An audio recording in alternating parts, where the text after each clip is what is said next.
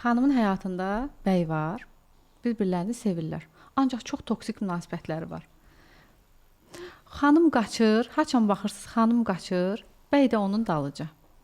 Bir yerdən sonra bəy dayanır, başa düşür ki, xanım nə zənglərə cavab verir, hətta hər yerdən bloklayır. Day bəy bütün ikinci dərəcəli üsullardan istifadə edir, hətta gəlib o qapının ağzında dayanmağa qədər səhərəcən ki, xanımı təzədən özünə qaytarsın. Xanım qayıdır. Ancaq yenə heç nə dəyişmir münasibətdə. Bu döngü olan toksik münasibətlərdən bəli danışsaq.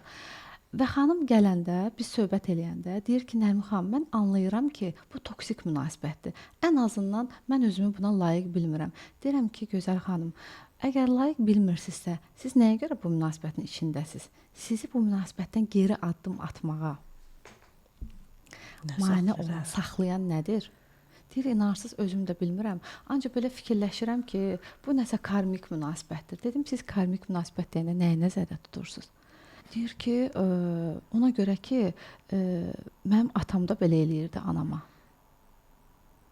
Və mən çox analiz edib başa düşmüşəm ki, sanki mənim həyatımda atama bənzər bəylər gəlir həyatıma.